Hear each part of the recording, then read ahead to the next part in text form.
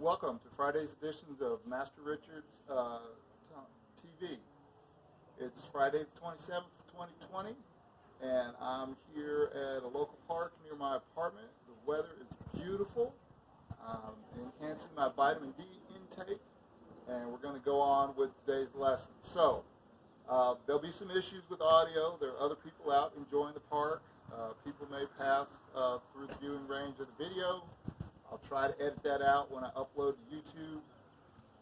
This park is not that far from a single prop, short runway private airfield. I just heard a smaller jet go by on the way probably to Hartsfield. So, you can hear some background noise. I'll try to edit it out when we get up to YouTube. But it's such a beautiful day out. I wanted to go ahead and get out and get today's lesson out for everybody and keep my 30 for 30 going. So this is going to be episode 5 of 30 for 30. And in episode 1, I gave a shout out to Grandmaster Hodder. I gave him credit for teaching me what he teaches his beginning students, how to breathe. Teaches them how to stand so that you can teach them how to move. So in episodes 1 and 2, we covered breath and postures, and then 3 and 4, we got into some other things. So here we are on episode 5. We're going to start putting some things together. So let's go ahead and get warmed up, and I'll get back to explaining some things after we warm up. So here we go. There's Chunbi Jase, for those who remember from episode 2. So I'm actually going to place my hands on my hips, and I'm going to work that Chungul Jase that we worked on. I'm just going to step into front stance, back to Chunbi, alternating legs, and back to Chunbi. And since I'm in landscape and I think the video's good, I'm going to give you a few of these from side view. There's the back leg locked out and the front knee bent. There it is from the other side. So, practice along with me. We're going to get warmed up. So here we go. Hana, tu, se, ne, hana, tu, se, ne, hana, tu, se, ne, hana, tu, se, ne. Go right to Chungul Jase from here, and we're going to shift our weight. Then we're going to turn the other way. So here's our warm-up. Hana, tu, se, ne, tase, yase, Yuga, Yado, Aho, Yor. And getting the torso warmed up. Do a little arm swinging, a little neck rotation.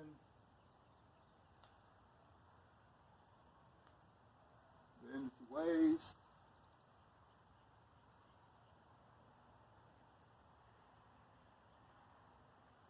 And arch. Okay, short video, so short warm-up. So I'm going to move right into Illusu Sikderion for those of you that practice traditional Korean martial arts, Tang Sudo. One-step sparring. What does that mean? There's one very specific technique coming at you, and you're going to do a response. Now, in the system that I started in, Junri Taekwondo, my instructor said we have counter-punch techniques, or countering techniques. So the tack would be thus and so, and you would counter with certain things that were required at each belt test. If you go back, again, I'm going to throw a shout out to my Okinawan Japanese stylish friends. If you look at that, what we're all really doing is two-man kata. Two-man kata, that's right. So, uke, the attacker, has a very specific attack that he's doing. And then Espada, Idaga, and some of the other flow-type martial arts, that's called the feed. So I'm going to feed you something to work with for you to respond to. You're going to know what it is, but you're going to practice some of your techniques as a response to that feed.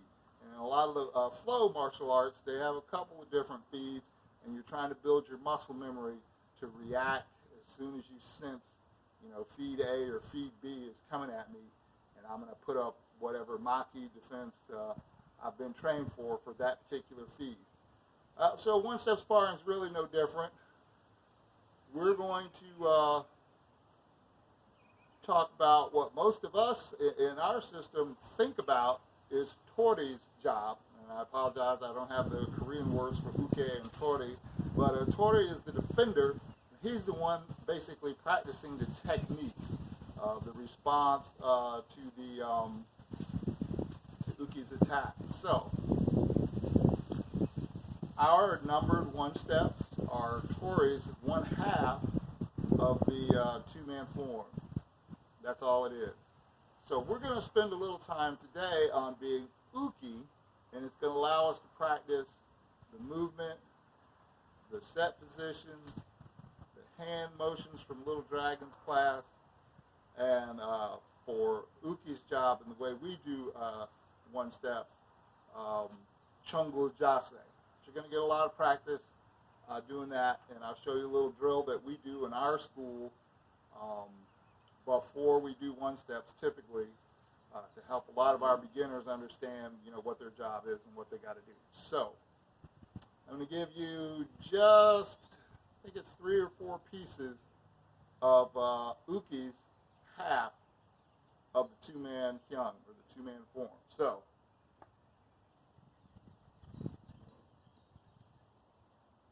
in our school, particularly in beginner's class, when I'm teaching or showing their new set of 5 hand one steps or whatever it may be, I'll give these cadences so everybody can work together and I can kind of see the whole room and see where I need to make corrections or where I've explained things poorly. I got to do a better job. So here's the commands. Everybody, both people being in chunbi, and I'll say, ready. Number 1, chunbi.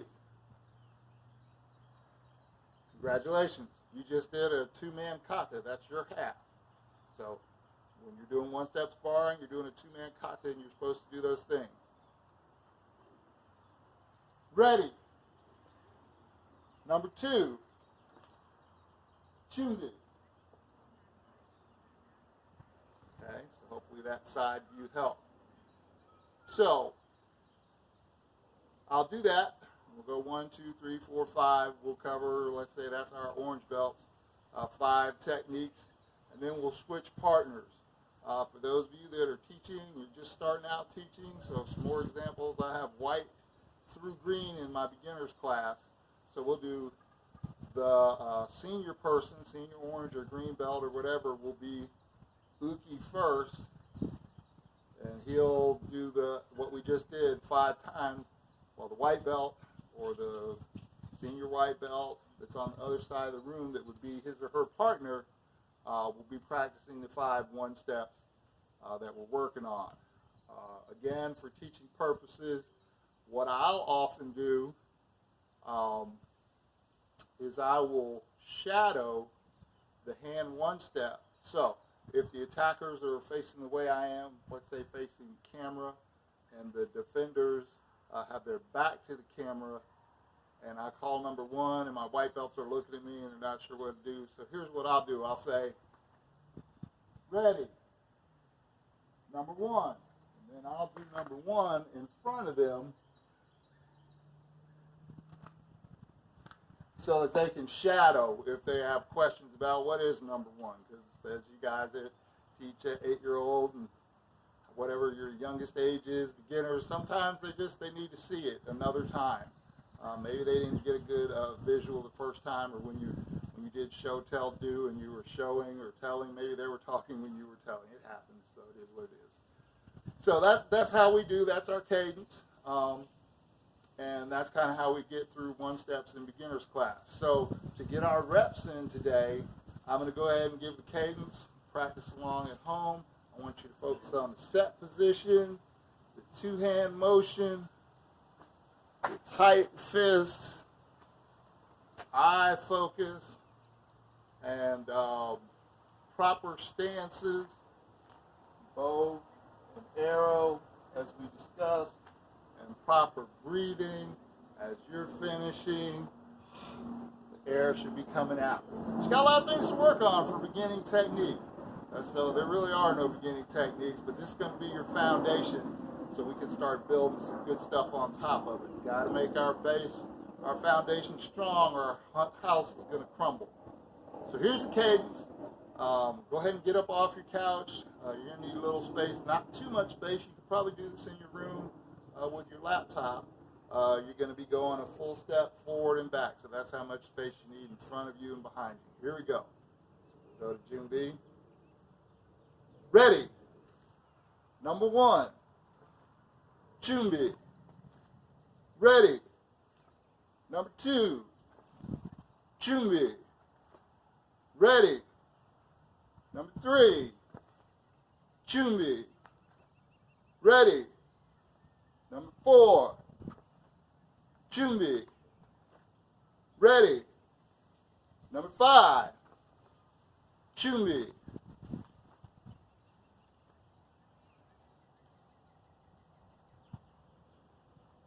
All right, so now we've moved in front stance.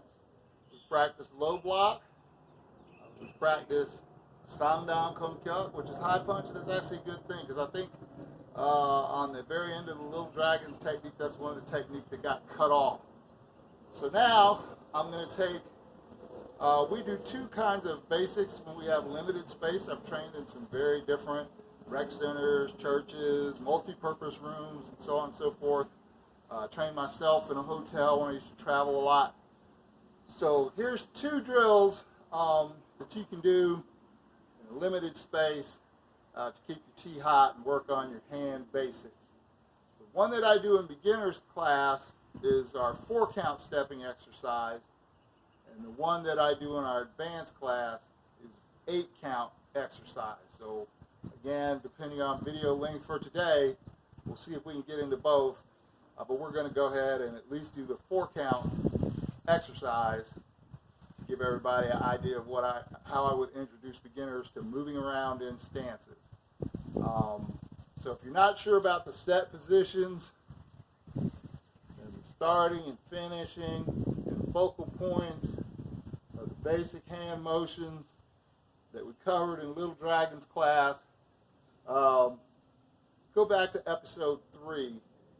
And you'll see that information covered there. So I'm not going to really re-explain that. I'm not really going to re-explain Chungul Jase, which is episode 2, if you're keeping up. But we're going to show you how to put all that together. I know some of the beginners in advance you may have felt like you were missing out. Since episode 3, we were seated for Little Dragons class. So here we are. It's a beautiful day out, and we're going to be moving around.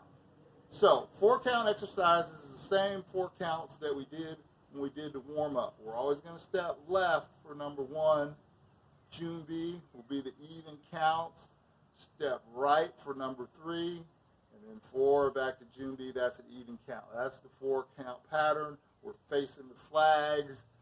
Again, I will often mirror so that I can see. So my commands would be inside out. When they're stepping left, I'd be stepping right, so it looks like they're looking in a mirror. But depending on how many shadow learners I have in the room, I'll, back to them and I'll let them shadow. Usually when I do that, I'll do half and half, because as you know, with teaching, it's really my responsibility to see who's getting it and who's not. So I might do 2 reps shadow, so everybody can kind of copy, and then another 2, 3, whatever reps facing them, mirror image to them, so that I can see what I need to fix. All right, so enough talking. Again, it's a beautiful day out, so we're just going to get right into how I would do 4-count exercises. Haran Maki. 1, 2, 3, 4. Hana. 2, 3, 4. Sangdan Maki. 1, 2, 3, 4. hana, du, se, ne. Aneso pakaro maki. 1, 2, 3, 4. Hana, du, se, ne. Pakaso honoro maki. Cuando conquia. 1, 2, 3, 4. Hana, du, se, ne.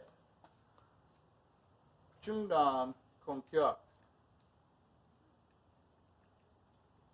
1, 2, 3, 4. Hana, du, se, ne.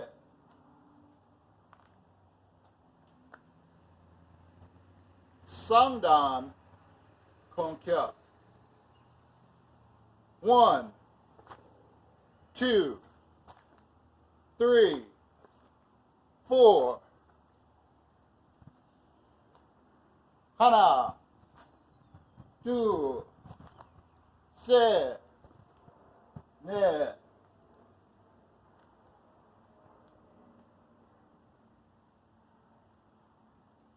So that completes everything really that I personally would do in a beginner's class. I think that's all the motions that are used in our first 3 forms. Certainly all the motions that are used in the first 3 kichos, say for yapmaki side defense, which is the in-out motion and back stance.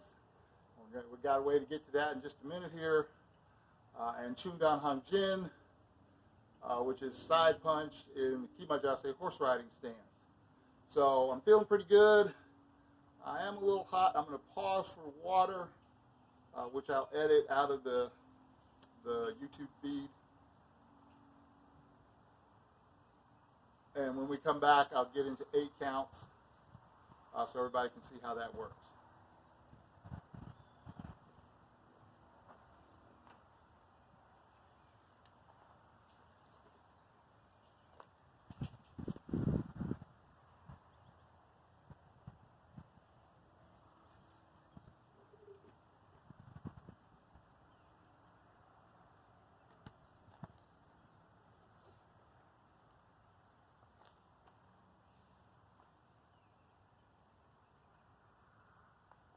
All right, so we're back from water break. As promised, we're going to get into 8 counts. Feeling wonderful out here, soaking up my vitamin D. Body's warm. So 8 counts. Before I get too far, let me go back on 4 counts for just a minute. So some other clarifications on this stepping process. Right, wrong, different, and what I understand to be how it's expected to be done in our organization, or what I've been told by some of my seniors and mentors within our organization. Okay, so many of you are familiar with half moon stepping, where your feet come together, both knees bend, and then you explode out. And when I first started doing line drills, that's how I was taught. Breathe, exhale. People called it K-stepping. Some styles, the foot was more smooth, so they called it C-stepping, so on and so forth. Then somewhere along the road, I found some information on accentuating the aggressive hip rotation. And so the step would actually kind of preload the hip a little bit so that it could fire into the technique with hip rotation. I did that for a good decade, maybe even a decade and a half. And I ran into, again, some of our seniors at some higher level training. and basically said that's not how they would do it. So you're still going to rotate the torso, but the way it's explained to me, I'll move back so hopefully you can see the feet. This foot that's moving forward is going to step forward. So my toe alignment's going to stay the same. I am still going to wind my torso into the technique. So that's how we're stepping our system. I've been working on being consistent with that myself and not preloading and firing. You'll see that in open tournaments. Some really sharp forms competitors really emphasize that. It looks really crisp. Again, tournaments are not fighting. This is what I've been told by my seniors, so that's what I'm going to now. So that's 4 counts. So now for 8 counts, that's really where I emphasize the aggressive rotation of the hip. And so I'm going to give you this pattern. I'll do a low block with it, and then I'll cover some of the other techniques that we didn't get to in 4 count because we did all the basics. So the pattern is going to be you're going to turn 90 degrees to your left, then 180 degrees to your right, 90 degrees to your left, and 180 degrees to your right. All right, that's your first 4 counts. Then you wash, rinse, and repeat. So you do all that again. And for us, we're training just like a line drill, so we're all together. On count 8, that would be the key hop. And I just say about, oh, we come back to Junbi, and I give the command for the next hand motion. So we'll just do Hadan Maki, and you'll kind of get an idea of where you're going, and then we'll give you some drills you can practice along at home. So 1, 2, 3, 4, 5, 6, 7, 8, ha! Puddle. So that's the pattern over and over again. You want to emphasize this belt tips should be slapping your inner thigh. Really want to torque that hip, drive that back leg, emphasize that aggressive twee, the twisting and rotation of the torso. I tell my students all the time, if you're not aggressively twisting and rotating your hips, it's not wrong, it's just not Tang Soo Do.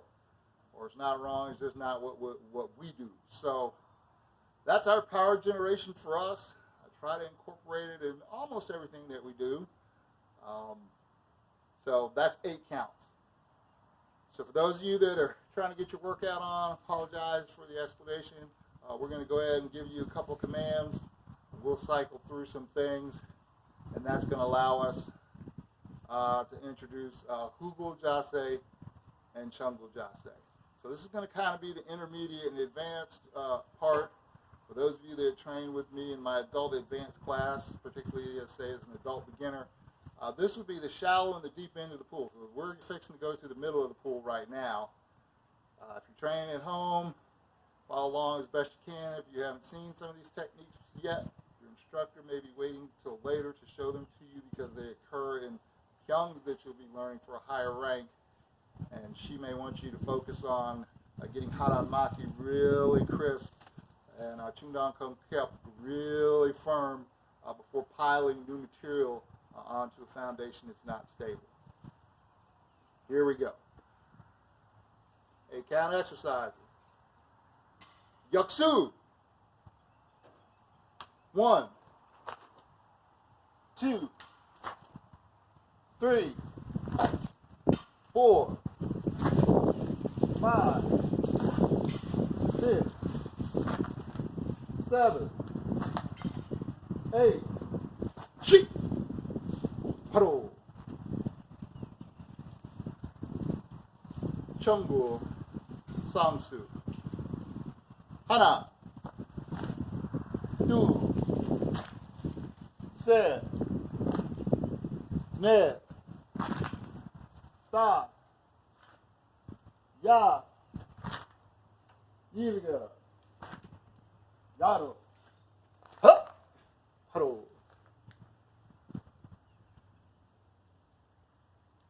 Chungdan. Yok. Maki. Hana. Du. Set. There. Das. Ya. Yuga. Yaro. Pro. Hadan. Suto. Hana. Du. Set. Ne. Das. Ya. Yuga. Yaro. Ha. Pro. Sangdan. Suto. Hana. Du. Set. Ne. Das. Ya. Yuga. Yaro. Pro. All right. I knew I couldn't go too far without one of my pet peeves, so here we go. You're going to see a lot of this. And I'm looking at this myself in actually the front-facing camera there. I see ribs waiting to have sidekick stuffed in them. So for me, this part of my hand still in front of June, but my elbow's offering me some modicum of protection. This is reaching or overextending. That's bad in sparring. This has got my elbows kind of in where I still have some protection. That's just me, just telling you what I see. Pet peeve number 2, I'm going to move in for a close-up. This is a spork, and this is a knife.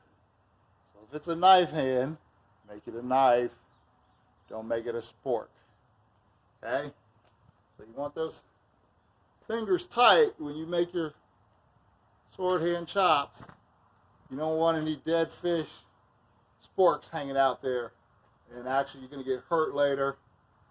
If we make it that far down the road, we get into some quanjisul, some joint manipulations.